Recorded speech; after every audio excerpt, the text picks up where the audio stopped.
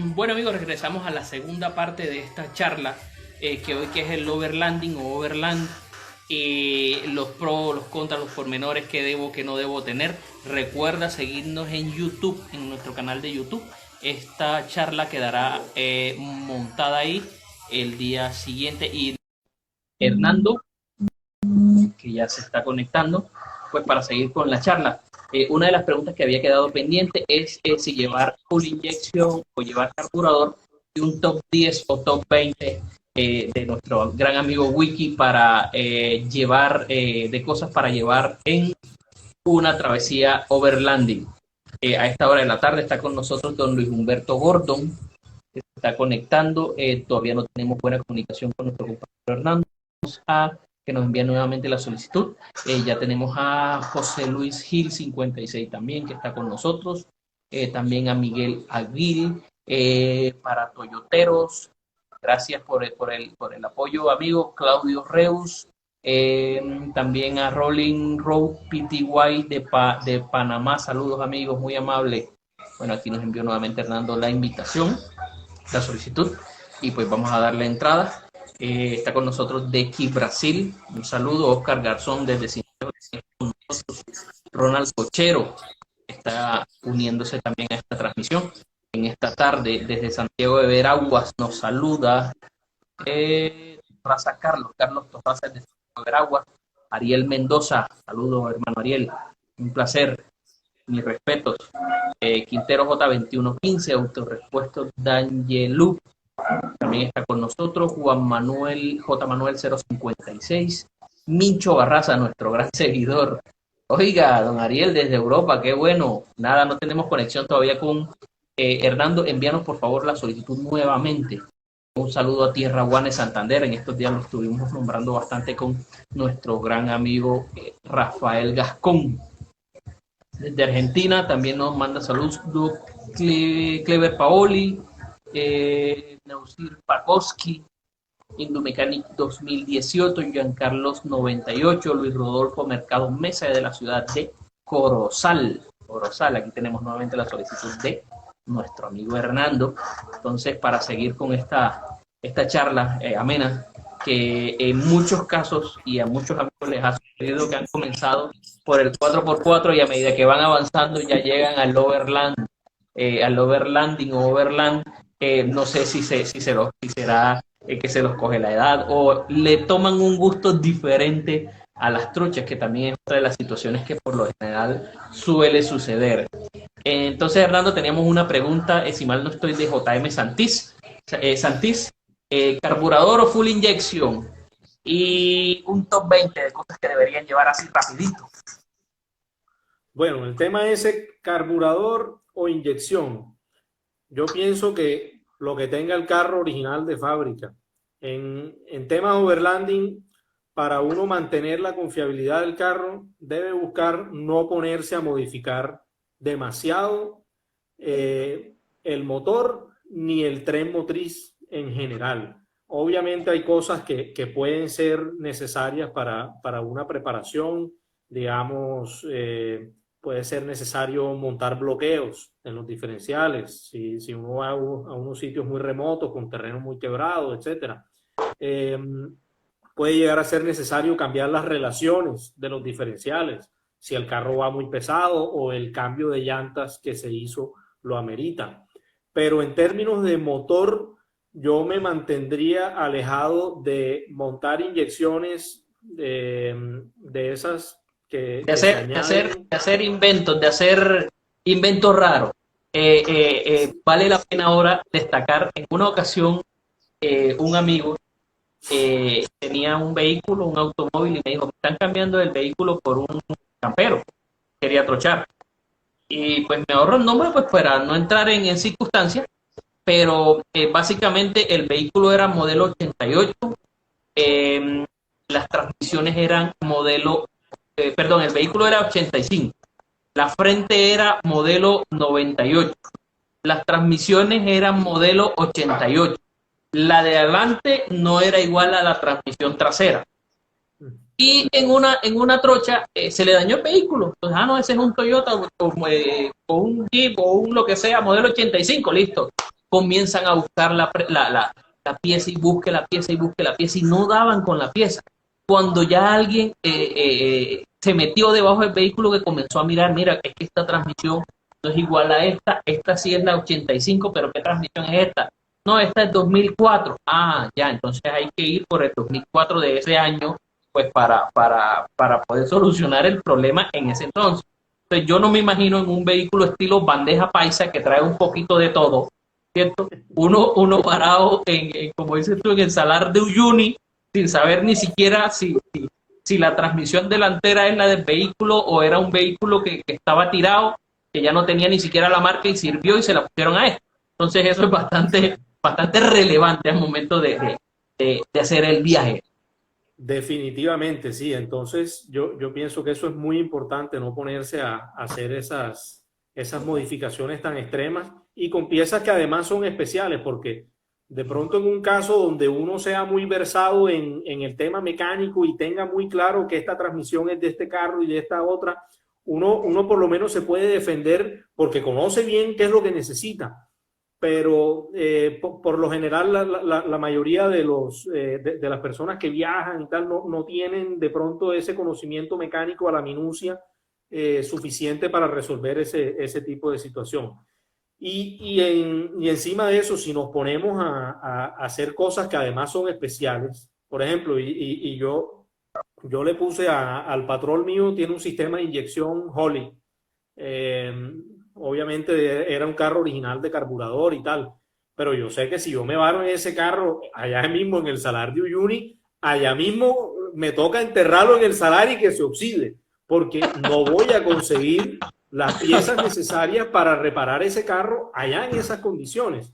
Entonces, en un carro que yo voy a usar para viajar, sobre todo si voy a ir a otros países, yo prefiero tener el carro lo más original posible, porque va a ser mucho más fácil de reparar o de conseguir repuestos en el caso de que lo necesite. O sea, por ejemplo, con el caso de la Prado esta, si yo llego a Argentina a necesitar un repuesto del motor de ese carro, hombre, allá en Argentina es el mismo motor que usa la 4Runner, allá no existen las Prado, pero las 4Runner sí salieron con ese motor. Entonces, si yo voy a un concesionario Toyota, es muy posible que tengan la pieza que yo necesito ahí mismo. Y si no la consigo en un concesionario, en un almacén de repuestos de Toyota lo van a tener porque es algo común y corriente para esos motores. Hace unos años, hace unos 2-3 años, la familia Novoa, ellos son de Bogotá. Ellos le dieron la vuelta al mundo en una Prado 4 puertas. Y recuerdo que pues, ya uno comienza como a monitorear por dónde van, si llegaron, no llegaron.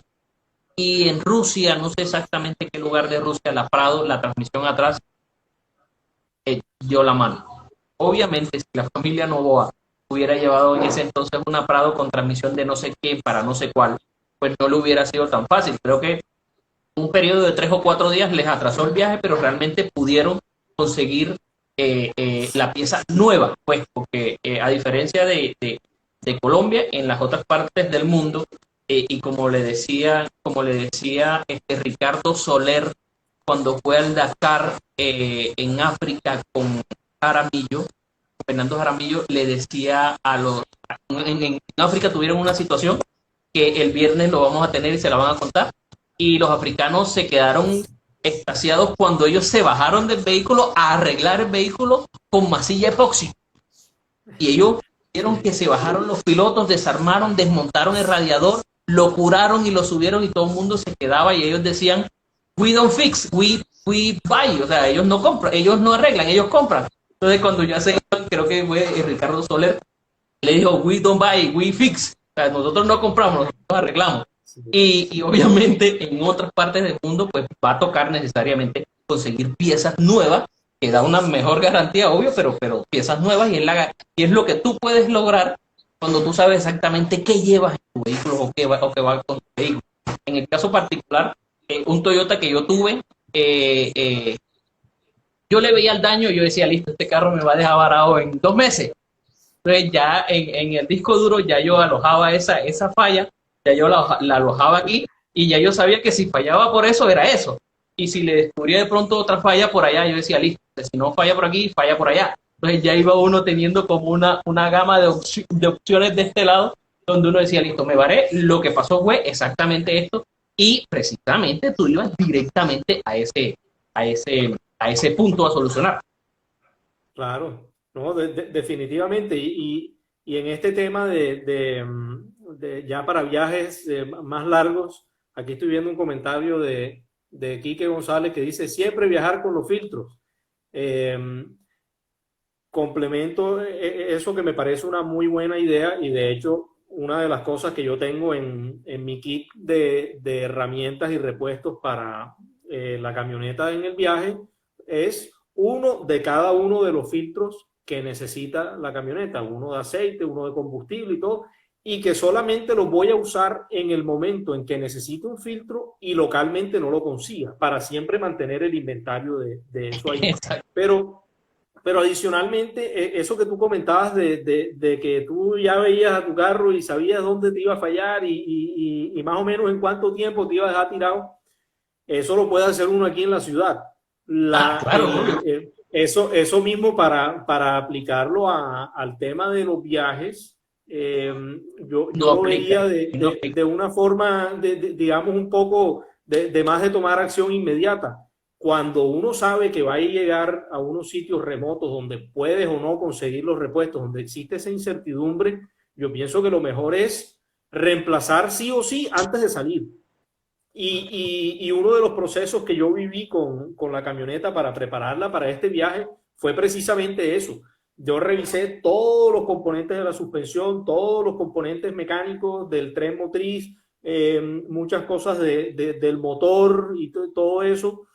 Y lo que encontraba que era una falla evidente, pues listo, nuevo, de una. Y lo que encontraba que estaba más o menos que de nuevo. De hecho, José, el mismo José Santís me ayudó a resolver algunas de las fuguitas ahí de aceite que tenía en el motor, unas cosas muy elementales, pero que, caramba, si tú sabes que no está funcionando bien, ¿para qué te vas a aventurar a que falle eso más adelante en el camino? Mejor resolverlo aquí en la casa que resolverlo por allá en la mitad de la nada. Y, y bueno, para ir respondiendo también otras preguntas que veo, por aquí alguien pregunta, diésel o gasolina, la que tenía pendiente Quique González. Yo pienso que eso también depende mucho de lo que uno tenga disponible en el momento. Me parece que los carros diésel tienen una ventaja y es el tema de la autonomía. Normalmente un carro diésel es capaz de recorrer más distancia con el combustible que le cabe al tanque y el carro de gasolina tiende a recorrer menos distancia. Pero yo pienso que todos tienen sus pros y sus contras. Por ejemplo, yo he encontrado circunstancias donde el diésel es difícil de conseguir y es de malísima calidad. Por ejemplo, la Guajira. La Guajira uno consigue gasolina toda la que quieras, pero diésel es difícil. Yo tuve un caso ahí de daños en la Amarok que tenía por andar poniendo por necesidad de ese combustible malo de allá y De terminé hecho, con de unos hecho daños ahí en el motor. acá con nosotros está un compañero de Montes de María. Fuimos a La Guajira y él le tocó dejar carro pues en Riohacha, porque pues era arriesgarse a que quedara por allá tirado o a qué. Entonces le tocó dejar el carro en Riohacha y fue cuando pues decidimos arrancar. Ya él se repartió en otros vehículos y listo. Pero sí, eso es bastante complicado en el caso de los diésel. Sí, y otra cosa que hay que tener en cuenta, la mayoría de los diésel ya de última generación, que son Euro 6, que tienen filtros de partículas, que tienen catalizadores, que tienen una cantidad de elementos de emisiones, esos carros con el combustible de mala calidad sufren muchísimo. Y además muchos requieren lo que llaman el AdBlue, que es el líquido de la urea que se le echa en un tanque adicional para que se utilice por el motor en un proceso de catalización ahí para mejorar emisiones en el escape. Entonces imagínate tú buscando ese AdBlue en países que hay que ser honestos, Bolivia, por ejemplo, que no es un país muy desarrollado en comparación con los otros de Sudamérica. Incluso aquí en Colombia también es complejo ese tema del manejo del AdBlue y una de las cosas que motivaron a esta empresa minera, la que nos pidió los camiones esos 4x4, es que ellos tenían unos camiones Ford 350 Super Duty americanos, bacanísimos, diésel, V8, caja automática. Una belleza. Vivían dañados aquí en la mina porque el combustible no servía, porque entonces el carro detecta que el combustible tiene mucho azufre por los sensores de oxígeno y entonces bloquea el motor y el carro nada más anda a 20 kilómetros por hora. Entonces se encontraron por allá un tipo que les quitó toda esa vaina, modificó toda la electrónica del carro para que no hiciera lo que de fábrica hacía. Ese factor de seguridad le eliminó un factor de seguridad. Pero entonces lo que crearon fue otro montón de problemas y tenían unos temas serios de confiabilidad por eso. Entonces ese tema diésel o gasolina, por ejemplo, si yo fuese a hacer un recorrido por Europa hoy en un carro diésel de última generación, me muero de la risa, voy sobrado. Pero si voy a hacer un viaje por Sudamérica o por África con un carro de estos que necesita un combustible así de última generación, no lo haría en diésel, me iría más bien a gasolina, porque también el mantenimiento es mucho más fácil.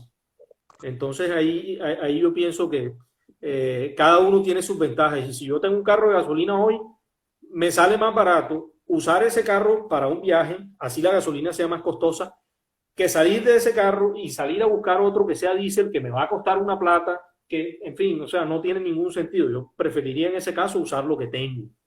Exacto. Aquí.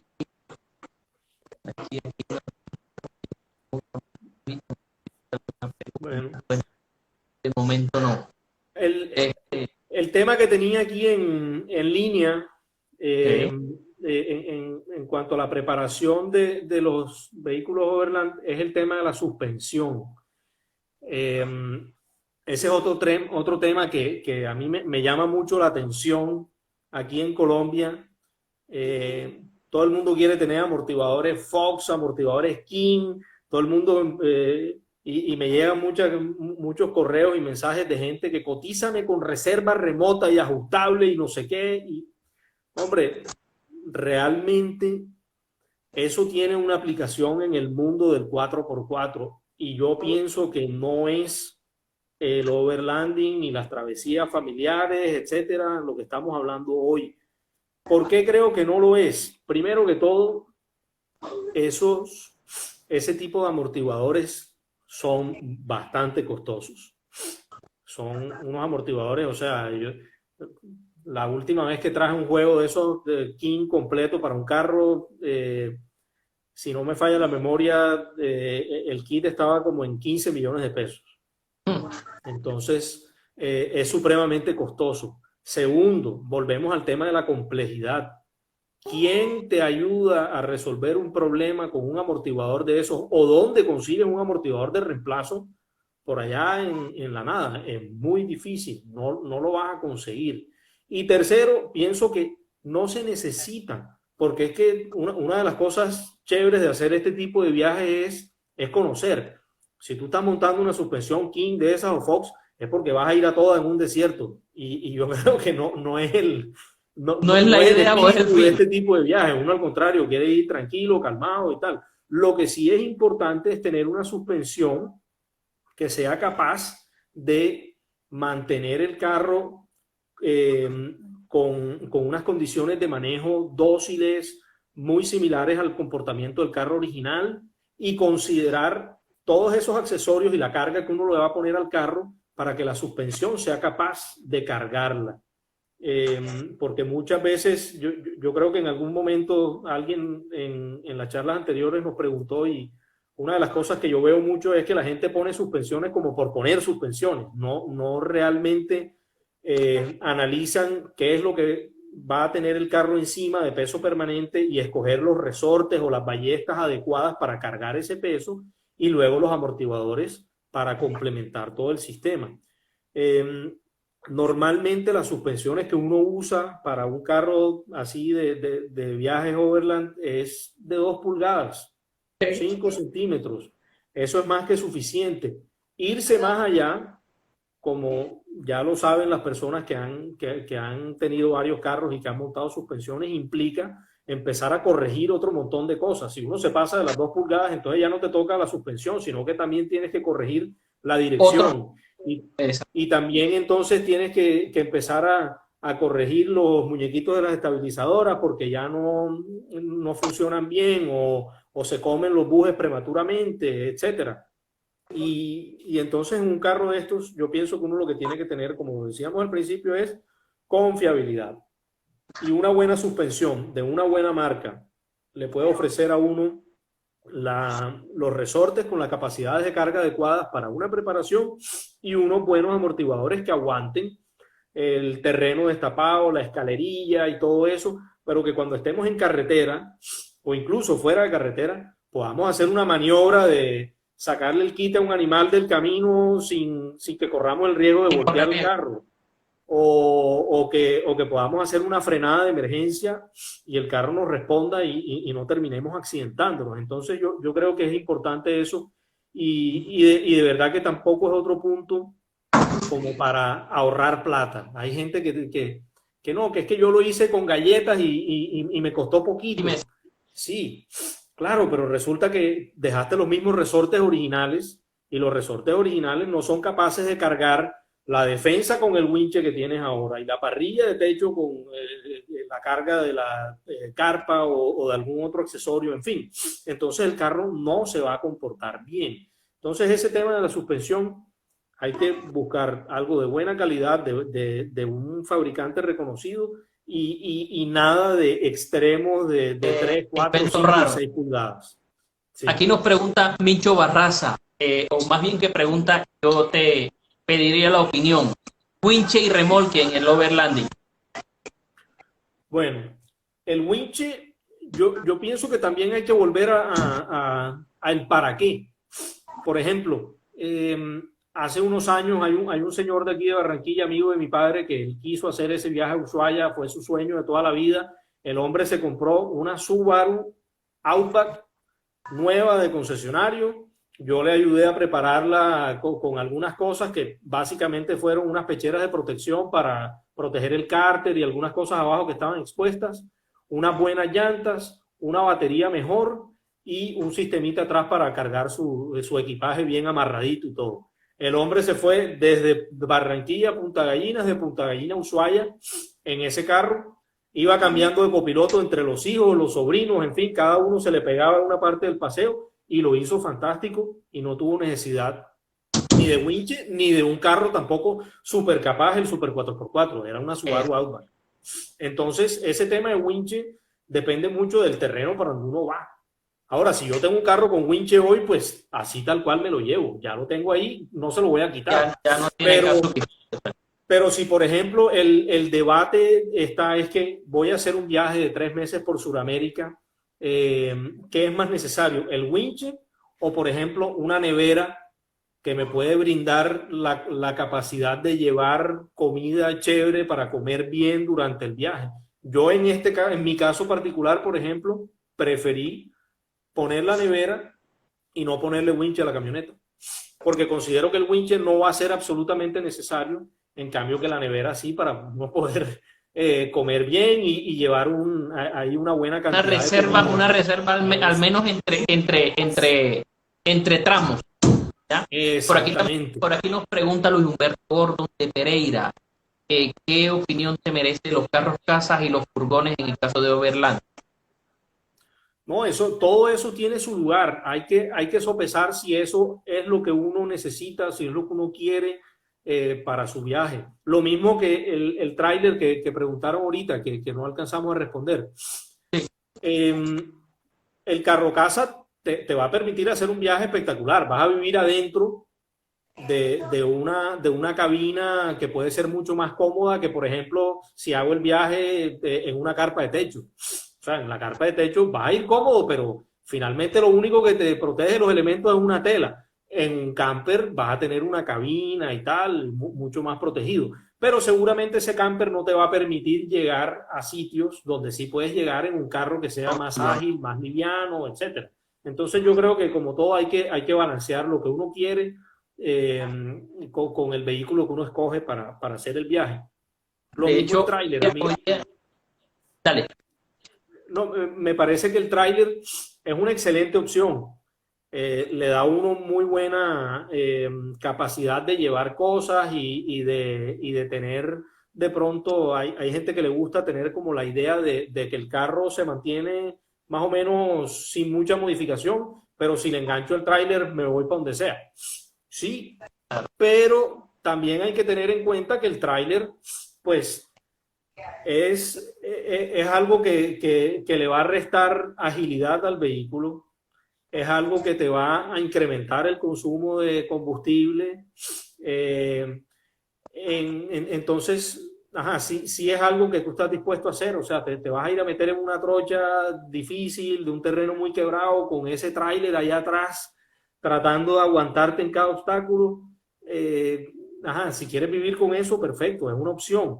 No estoy diciendo que no. Ahora, importante que ese tráiler no vaya a exceder los pesos y las capacidades de arrastre del carro.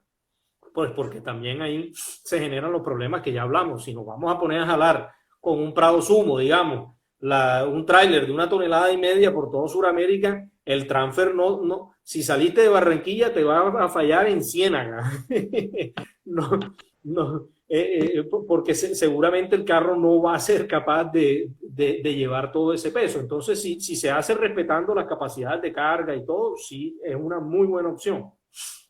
Inclusive hoy día ha sido mucho más común ver ya casi no la competencia entre carro, casa y carro, sino entre la línea de SUV y la línea de las pick-up. Pues cada uno tiene sus potenciales, cada uno tiene como sus factores a favor, pero internamente dentro de los vehículos también hay esa pelea. La SUV, en este caso, por ejemplo, estilo Prado, o la pick-up, por ejemplo, ¿qué te digo yo? Una Tundra, una Tacoma, pues una Nissan NP300 si cabe, o una Hilux. Eh, eh, para mí, y si me preguntan, yo me iría con la SUV. La SUV creo que en términos de seguridad garantiza ciertas más cosas, que particularmente, aunque ya se ha avanzado mucho en la seguridad del platón, de lo que llevamos en el platón, nunca de pronto para mí pues, nunca de pronto puedes lograr lo que puedes lograr con una sub, que llegaste, apagaste y listo, y quedó solamente tu carpa en el techo y listo. Ya, pues esa es mi opinión, ya. Pero como digo, ya casi la pelea no es entre carro, casa y vehículo bien dotado, sino entre los vehículos bien dotados, ya sea sub o ya sea pickup. Sí, ese tema de la seguridad definitivamente es algo que para un viaje por Centro o Suramérica hay que considerar. Para un viaje en África hay que considerar. Si vas a ir a Europa o a Estados Unidos, eso pasa casi que a un segundo plano, porque allá el tema de seguridad no es tan crítico. Y otra cosa que hay que tener en cuenta con una camioneta wagon o sub, eh, uno podría, y es algo que se ha puesto de moda también, organizar el carro por dentro de tal forma que si no puedes dormir afuera, puedes poner tus sleeping bags o algo adentro de la camioneta y tienes un resguardo ahí muy bueno del clima, de la lluvia, en fin. Entonces eso también es una ventaja. Ahora, la desventaja que yo le veo personalmente es que si tienes necesidad de llevar muchas cosas y mucha carga y eso, entonces la SUV va a estar limitada por su capacidad de carga contra una camioneta. Entonces, ahí hay que buscar el balance y encontrar lo que mejor le aplique al caso particular de uno. Bueno, el siguiente tema que tenía aquí en las notas que iba a mencionar se refiere a la adición de sistemas eléctricos o a los accesorios eléctricos que uno le añade a estos carros y, y que yo creo que históricamente han sido de las cosas que más problemas generan en un 4x4. Yo creo que para un carro de este uso uno debe hacer las cosas volviendo, el tema de la confiabilidad es muy importante. Entonces, en las partes eléctricas hacer los sistemas que sean totalmente independientes del sistema original del carro. O sea, no ponernos a picar los cables del carro y que vamos a coger la señal de corriente de aquí, El encendido. y la tierra de acá y tal. Hombre, eso, esa unión de esos cablecitos ahí, si no se hace bien y si no se protege bien, seguramente con el agua, con el barro, con el clima del ambiente, se va a corroer, se puede aislar, en fin, y puede llegar uno a tener un montón de problemas.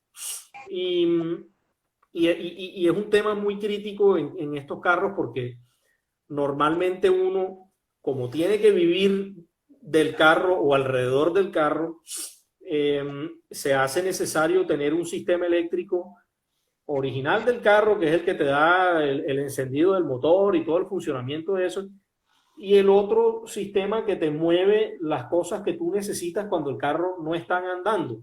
Por ejemplo, el caso de la nevera que hablábamos ahorita. Yo quiero que esa nevera esté prendida todo el tiempo, esté prendido o apagado el carro.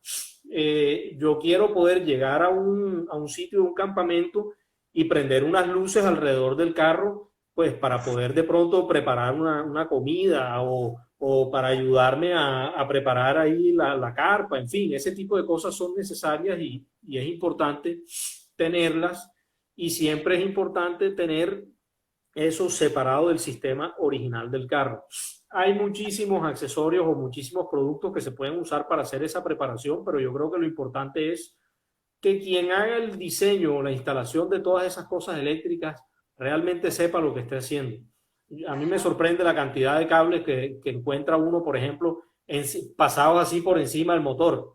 Hombre, ese cable se le funde la chaqueta de protección con el motor y va a tener un corto el hijo de madre. O gente que coge y tira un cable desde la batería principal del carro por todo el chasis hasta la parte de atrás para poner unas luces. Hombre, ese cable sí puedes hacerlo, pero tiene que ir bien protegido, bien amarrado. Cuando pasa a través de una lata, pues tiene que tener un cauchito, algo que lo proteja para que no se corte ahí con el roce. En fin, o sea, hacer un sistema que sea metódico y que además se pueda reparar en campo. Por ejemplo, una vez me encontré con unos tipos que tenían un camper y tenía un montón de cosas eléctricas adentro que no le estaban funcionando, y pues la primera revisión que teníamos que hacer era revisar fusibles, a ver qué era lo que estaba pasando, a ver si los fusibles estaban quemados o qué. No, y resulta que para llegar a la fusilera tocaba quitarle como media pared al camper por dentro porque estaba metido eso por allá detrás. Entonces eso es un diseño totalmente absurdo, no es práctico, no es eficiente. Entonces, no, para nada. Entonces eso no vale la pena hacerlo. Entonces eso es un tema que hay que hacer muy bien, pensarlo muy bien y ejecutarlo bien. Y además que tenga todas las protecciones necesarias, o sea, que tenga fusibles, que tenga cortes de corriente donde se necesitan, etcétera, para no correr el riesgo tampoco, pues, de que un corto le termine a uno incendiando el carro en la mitad de la nada y queda uno sin carro, que es como casi que la línea de vida de uno, porque uno vive del carro y sin un medio en qué salir de ahí, en fin, queda en el peor de los escenarios. Y se arriesga uno que si lo coge dormido, pues hasta ahí llegaste. Aquí nos pregunta Jorge Santander, ¿planta o panel solar? Yo soy amigo de las plantas. Obviamente ya las plantas no son las plantas de hace 15, 20 años que se escuchaban a 15 kilómetros prendidas, ya hay plantas de cabina insonora, plantas que me van a generar en el momento el requerimiento que yo necesito. Pero vamos al punto que decía nuestro compañero Hernando, él necesita una nevera día y noche. Entonces, posiblemente la nevera, mientras el vehículo esté encendido, va con una batería adicional o no. Pero particularmente yo soy amigo de las plantas, porque los sistemas de paneles solares hoy en día, yo hablaba el compañero Carlos Sierra, los sistemas de plantas solares hoy en día todavía no tienen un avance significativo como para de pronto yo ponerlo, pocos paneles, colocarlos a que me cubran una necesidad energética bastante significativa. Porque mucha gente de pronto quiere dormir en la noche con un aire acondicionado pequeño. que un aire de 3/4, ¿cierto? O quiere dormir con las luces encendidas, en fin. Pero adicional a eso necesitaría un área sobre el vehículo que puede ser en la parte del capó, podría ser arriba, pero arriba por lo general llevo la carpa. Entonces voy a necesitar un área libre, cierto, constante, para yo poder tener esa captación. Sumado a eso, el número de baterías que dependiendo su tecnología, si es de litio, si son de plomo, si son de cualquier otro tipo de material, van a ser más o menos, y esto me va a definir un peso mucho más adicional, la suma de las baterías con el panel, que el peso que me puede generar la planta eléctrica pues insonora. Y le estoy dando pues mi apreciación. Sí, igual, Iván, el tema de los paneles lo han venido utilizando. Como tú dices, hay sitios donde tienen preferencia por las plantas, otros sitios donde prefieren el panel. Yo he visto mucho el uso de paneles en Australia, porque hay gente que se demora mucho tiempo metido por allá en áreas remotas. Te estoy hablando de que se meten 2, 3, 4 semanas en un sitio donde no se pueden abastecer de combustible, donde no se pueden abastecer de comida y eso. Entonces el panel para esa situación le funciona bastante bien. Y normalmente, eso sí, con respecto al área que requiere el panel para su instalación, normalmente veo que lo usan como en cabinas donde ponen el panel fijo y obviamente no pueden poner más nada encima ni nada. Entonces, tiene su aplicación y es válido el uso bajo ciertas circunstancias. Eso volvemos a lo mismo. Cada quien tiene necesidades diferentes y corresponde uno resolverlas con las herramientas que existen disponibles en el mercado. Un tema que no hemos tocado y me parece también muy importante es el tema de las llantas. El otro día estaba oyendo un podcast precisamente de Scott Brady, de Overland Journal, con Matt Scott, que es otro explorador bastante prolífico. El tipo vivió en Australia un montón de tiempo y manejaba otra revista ya. Y ellos decían que hoy en día todo el mundo en Estados Unidos quería tener llantas 40. Pues sí, claro, tener llantas 40, pero a ver, pongámonos en contexto. Si uno está tratando de sortear un obstáculo con unas llantas 37, digamos, o 30, incluso unas 35, y no lo logras, ¿realmente lo vas a lograr con unas 37? Muy posiblemente no, porque entre otras cosas, para poner unas 37, entonces tienes que reforzar los ejes, tienes que cambiar las relaciones, tienes que hacer una cantidad de vainas que van como desviándose del propósito inicial de tener unas 37. Entonces, para el tema de overlanding y este tipo de viajes, basado siempre en la confiabilidad, yo pienso que la llanta debe ser lo más cercano al original posible, obviamente yéndose también a lo más grandecito que uno le pueda poner para mejorar la capacidad off-road del carro. Igual me parece muy importante, y esto tuvimos oportunidad de hablarlo en alguna de las charlas, el labrado. No siempre el labrado de pantanero es el mejor y el más adecuado para todo. De hecho, yo creo que en este tipo de viajes donde uno va recorriendo una cantidad de terrenos diferentes y se enfrenta como a tantas condiciones climáticas diferentes, etcétera, la llanta all terrain o todo terreno es lo más adecuado para uno tener un balance entre tracción, durabilidad de la llanta, en fin. Y los tipos de terreno y el tipo de clima también.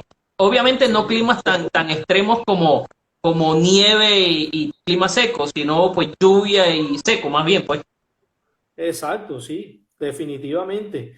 Y pues que el tamaño se mantenga dentro de lo razonable, o sea, ponerme a inventar llantas 35, 37 en este tipo de carros, hombre, es complicado por lo que hablábamos. Te toca empezar a modificar y a compensar un montón de cosas para que eso suceda.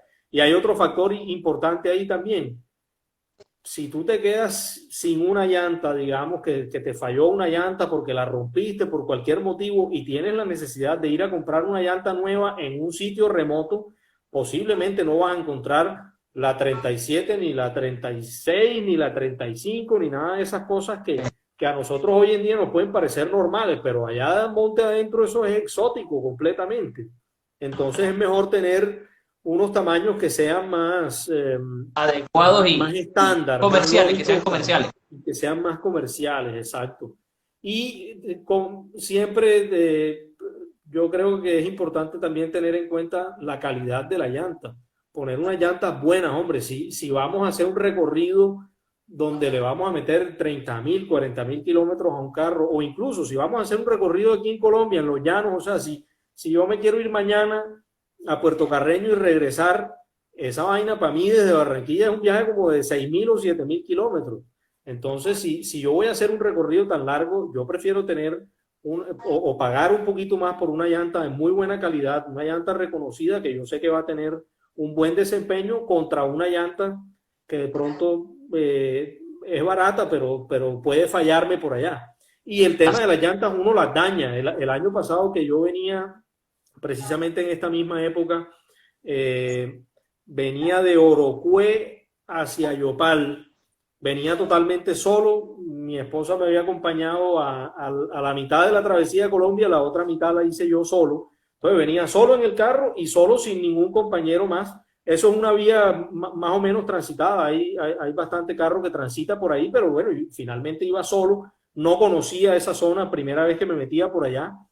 Y en un momento venía desesperado con la escalerilla tan brava que había en esa trocha y le bajé un poco más la presión a las llantas de lo que debía y también, no sé, me descuidé, eran como 200 kilómetros de trocha y en algún momento le metí la llanta delantera derecha a una piedra y la corté por un lado.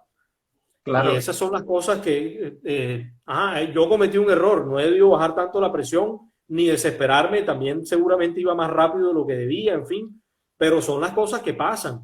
Y pues, si tú estás preparándote para este tipo de viajes y todo, tienes que tener en cuenta que ese tipo de cosas pasan y tratar de minimizar los riesgos. O sea, si puedes conseguir una llanta de mejor calidad, de pronto una llanta de mejor calidad hubiera aguantado ese totazo que yo le pegué sin dañarse. O de pronto unas llantas de calidad inferior no hubiera roto una, sino de pronto dos o tres, que Claro. lo he visto, he estado en situaciones donde me toca prestarle a alguien una llanta de repuesto porque se dañaron dos llantas de ese carro, cosas así. Entonces, es importante cosas de Exacto. calidad. Hay una pregunta de Johnny Maldonado y de M Cano 1524. ¿Cierto? Johnny Maldonado pregunta qué llantas recomiendas para las dunas de arena y M Cano pregunta qué riesgo puede pasar si baja la presión de las llantas a 20 PS. ¿Cierto? Para el caso de Johnny Maldonado vamos al mismo punto. Supongo que Johnny no vive en las dunas, es decir, que él va de viaje y viene. Si tiene la capacidad, él puede comprar unas llantas que le sirvan, unas llantas de taco para que nos entienda, ¿cierto? Pero si no, él puede comprar unas llantas ATE, porque inclusive dentro de la misma Guajira como tal, uno encuentra arena, encuentra barro, encuentra desierto, encuentra una serie de elementos diferentes que no solamente encuentra dunas, ¿ya? Eso para el caso de Johnny. Para acá, para el caso de Mecano 1524, te respondo con lo que exactamente dijo Hernando. Hernando le bajó la presión a los vehículos. Cuando yo en mi vehículo hago algún tipo de modificación, ¿cierto? Para la conducción, necesariamente debe cambiar el tipo de conducción que yo voy llevando.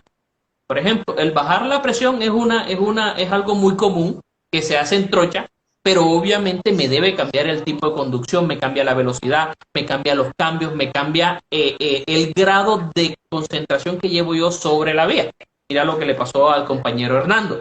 Ahora, si tú sales de esa carretera, de esa trocha, como hace un amigo que sale de la trocha y deja las llantas así, listo, puede que no suceda nada y de pronto tienes unas llantas muy buenas, pero resulta que eso va en detrimento de la durabilidad de la llanta. Y si esa llanta venía, coloquémosle un número solo pues para identificarlo, coloquémosle un número de, si esa llanta venía para 50.000 kilómetros, es posible que te demore 40.000 kilómetros, porque aparte de que le estás afectando la capa exterior, más exterior, también le estás afectando la capa lateral que no está hecha para el rodamiento sobre asfalto. Y muchas veces, a veces, pues tienden a excederse tanto sacando el aire que casi que los costados alcanzan en ciertos puntos a tocar la carretera y eso no está hecho para. Sí. ¿Ya? No, Entonces, y además, además, Iván, cuando uno rueda en carretera, a velocidades de carretera, con una llanta que tiene una presión muy baja, lo que sucede es que se recalienta toda la carcasa de la llanta y empieza a degradarse la llanta como tal. Incluso me ha tocado ver en algunos casos donde no tuvieron la precaución de inflar la llanta nuevamente cuando entraron a carretera, desmonta uno la llanta del ring y resulta que dentro de la llanta hay un caucho molido, como un polvo de caucho, que es precisamente lo que se desprendió de la llanta cuando la sometieron a esos esfuerzos que no deberían haber tenido. Y yo creo que eso nos da la oportunidad también de anotar que uno de los accesorios importantes para tener en 4x4, sea para este tipo de viajes o para cualquier actividad de 4x4, es un compresorcito de aire que te permita a ti bajarle la presión a las llantas cuando estás en la trocha para tener mejor tracción, para tener mejor confort, que por ejemplo era lo que yo estaba buscando en esa situación del llano con la escalerilla, mejor confort. Y entonces el compresor te permite que cuando llegas a la carretera nuevamente, cuando ya vas a coger otra vez velocidades de 80, 100 kilómetros por hora o de pronto más, puedes inflar tus llantas a la presión normal y no correr el riesgo de dañar las llantas. eso. Nos pregunta el amigo Isopo Master, ¿qué ancho de ring recomienda? Isopo, yo soy un fan de las llantas no tan anchas. Hay gente que le gustan las llantas exageradamente anchas y para el caso de la trocha, ya sea el caso de la trocha o el caso de la vía, a veces el mayor área de contacto no es lo mejor. Y si bien es lo mejor en ciertos casos, ¿qué tanto necesitas tú arreglar ese vehículo para que ese ancho exagerado de llantas no te afecte otra serie de cosas que en este caso para overlanding iría en detrimento, o perdón, aumentaría el riesgo sobre el rodamiento de ese vehículo? Sí, y efectivamente, por ejemplo, para overlanding yo prefiero mantenerme lo más cercano a las especificaciones originales del carro. De hecho, en esta camioneta, la última que preparé, que fue la del viaje de Sudamérica, mantuve los rines originales de Toyota. No, Claro. no los cambié, me mantuve en ese ring y monté una llanta 265/75/16, es equivalente a una 32 en altura, pero en ancho es como una 1050/11, no es tan ancha. He podido montar posiblemente una 285/75/16, un poquito más alta, más ancha.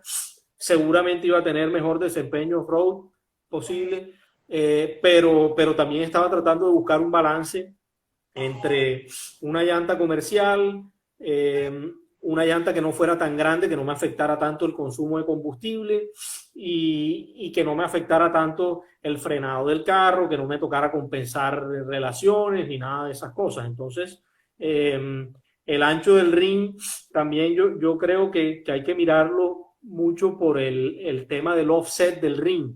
Sí.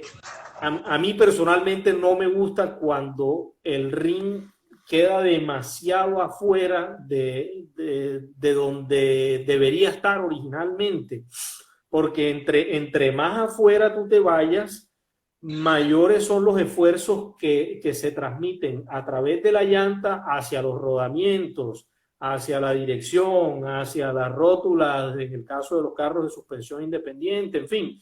Entonces, yo creo que es más importante aún que el tamaño del ancho del ring es ese tema del offset. Y si nos vamos estrictamente a lo técnico con respecto al ancho del ring, el fabricante de la llanta le dice a uno en qué ring se debe montar su llanta. Entonces también depende mucho la escogencia del ring, de acuerdo a la escogencia de la llanta. O sea, no podemos coger, digamos, un ring de Willy que es como de 5 pulgadas de ancho y montar una llanta 37 por 12,50 porque realmente la llanta no va a funcionar bien en ese ring y lo que va a suceder es que va a terminar desprendiéndose la llanta del ring.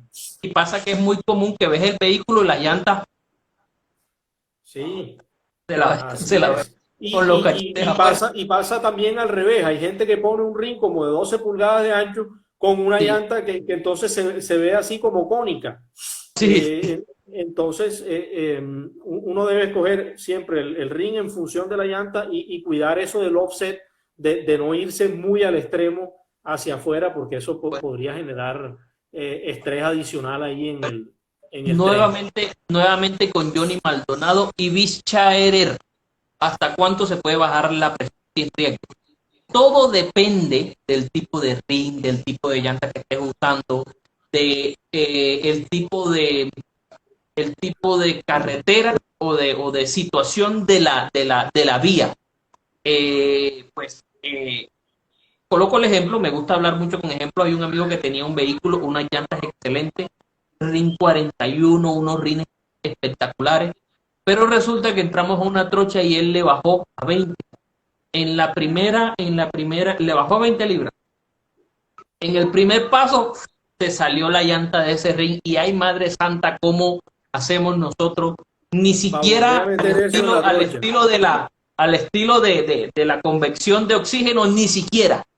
Hubo que colocarle una llanta que pudimos encontrar por ahí con un ring, parecía pues pues, el que va casi para la clínica, y con eso fue que pudimos salir. Entonces todo depende y ahí juega un papel muy importante el piloto sabe qué llantas tiene, el piloto sabe hasta dónde pueden sus llantas, el piloto tiene, o no sabe, no, tiene que saber hasta dónde puede llegar su ring, porque en cualquier punto de nuestra vida con el vehículo nos ha sucedido que que se bajan las libras de aire en la llanta. Entonces cuando vamos a verificar, ve, este carro tiene 25 libras. Yo lo sentía quedado, pero anda bien. Entonces ya tú sabes que a 25 libras puedes andar, ¿ya? Pero hay obviamente rines que no te ameritan mucho cambio o una diferenciación bastante grande entre el nivel normal de libras en el nivel normal de las libras y el nivel mínimo que te resiste ese rin. Sí, y yo creo que ahí se puede agregar otra cosa y es que también hay factores como incluso el mismo Johnny menciona aquí, él tiene un RIN 20 y un RIN 20 tiene en comparación con una llanta RIN 16, tiene una pared mucho más pequeña. Entonces, en una llanta de RIN 20 no se puede bajar uno tanto la presión porque la pared es mucho más pequeña y entonces la deflexión de la llanta va a ser mayor y vas a correr el riesgo de pronto de que te pase lo que me pasó a mí, que en un golpe la llanta se estrella contra el ring, se comprime toda, se estrella contra el ring y el mismo ring termina rompiendo la llanta. También hay otro factor ahí, es el peso. No sé si han tenido la oportunidad de detallar. Normalmente la pared lateral de la llanta le dice a uno capacidad de carga, tantos kilos a tantas libras. Eso significa que la capacidad máxima de carga de esa llanta se obtiene solo si está inflada a esa cantidad de libras. Entonces digamos que tenemos un 4x4 que está cargado a la capacidad máxima de la llanta y la llanta te dice que tienes que tenerla a 50 psi para poder usarlas en esas condiciones. Pues si tú te bajas en ese carro en particular, digamos a 15 libras, lo más posible es que el carro quede totalmente en el piso, porque todo ese peso que tiene el carro encima va a comprimir la llanta y no la va a dejar trabajar bien. Entonces de pronto la presión baja de esa llanta en ese carro son como 30 libras o de pronto 25. Entonces hay que considerar todos esos factores. Pero y también como para terminar ese tema, es importante lo que decíamos ahorita, escoger el ring que sea adecuado para la llanta. Ese tema de bajar la presión a un determinado número de libras y desllantarse inmediatamente a mí me parece o me da la impresión de que se dio porque el ring no era adecuado para la llanta que tenía. Entonces, si uno mantiene las especificaciones que le da el fabricante de la llanta con respecto a las del ring, seguramente va a poder jugar mucho mejor con esas presiones y lograr el balance que uno necesita para su caso en particular, contra si tenemos un ring y una llanta que no son compatibles, que no se entienden bien porque tienen unas medidas muy disparejas y no están hechos para trabajar en conjunto. Seguramente no vas a tener la oportunidad de jugar tanto con esas presiones sin correr el riesgo de que te desllante o de que se dañe la llanta o de que se dañe el ring. Entonces ahí juega importancia nuevamente el tema de la planeación. Hernando, yo creo que, no sé cómo estamos de tiempo. Estamos a 5 minutos. Ok. Bueno, entonces 5 minutos. Yo pienso que un último tema que me parece chévere para cerrar es el tema de la ética del viajero que alcanzamos a mencionar un poquito la semana pasada con el tema de la seguridad. Siempre que nosotros hacemos este tipo de travesías, que vamos a este tipo de eventos, que llegamos a esas poblaciones apartadas, a esas comunidades apartadas, hombre, llegamos en calidad de visitantes y es importante tanto para la experiencia nuestra como para la experiencia de las personas locales que nosotros nos mantengamos respetuosos de sus costumbres, de su estilo de vida, de su cultura. En fin, no lleguemos a imponernos allá y hacer lo que nosotros queremos. Y tengo una anécdota que me pasó una vez en La Guajira. Iba con un grupo de holandeses, unos tipos súper bacanos, súper contentos con Colombia, estaban felices y la primera travesía que hacían en toda Colombia era a Punta Gallinas. Hicimos todo ese recorrido, la pasaron del putas los tipos. Y el último día que estábamos almorzando en Punta Gallinas, ya era el último almuerzo, al día siguiente en la mañana ya íbamos a emprender el camino de vuelta.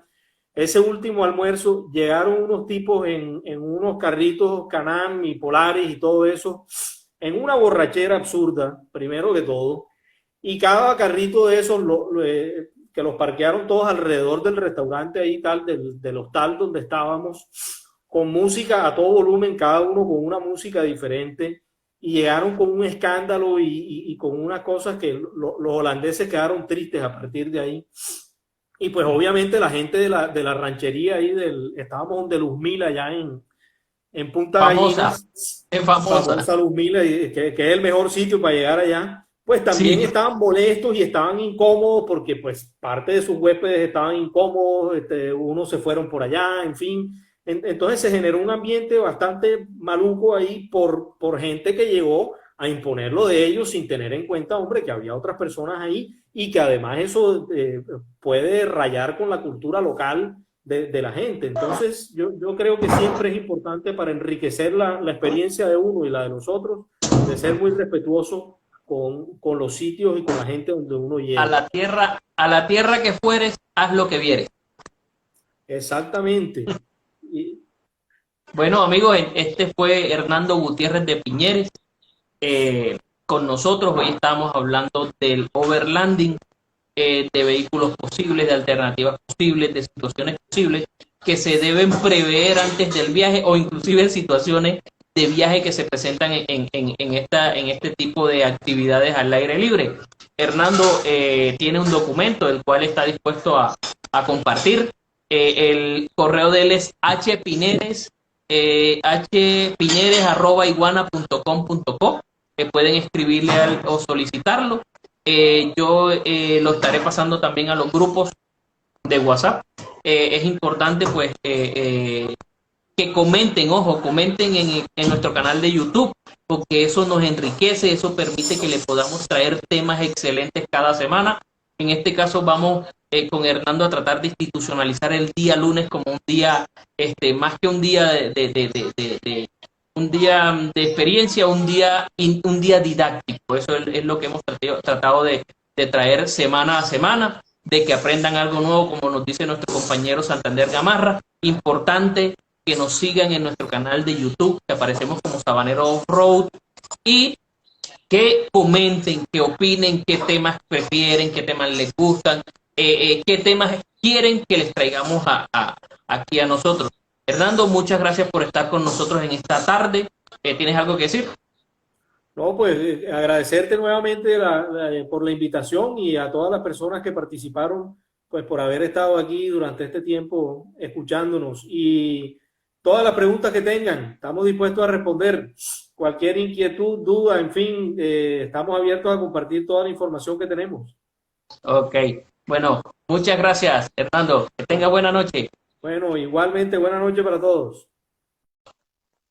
Bueno amigos, con nosotros ese fue Hernando Gutiérrez de Piñeres, hoy hablando del tema del overlanding. Recuerden, en YouTube encuentran el día de mañana, encontrarán esta charla en dos partes. Queremos o es necesario para nosotros que opinen al respecto, y por intermedio de ese canal o por las redes sociales @sabanero offroad o @wiki_4x4 pueden hacernos las preguntas que ustedes crean necesarias de los temas que hemos tratado, o inclusive, y repito, de los temas que ustedes están dispuestos o que les interesaría que les trajéramos acá en esta temporada de cuarentena. Mis amigos, este fue Iván Benítez, su servidor, Sabanero Offroad. Que tengan excelente día. Gracias a mi Dios por permitirnos haber llegado el día de hoy a ustedes y por permitirnos lograr desestresarnos un poco en medio de esta pandemia que nos aqueja al mundo. Bendiciones, mis amigos, y cuídense mucho.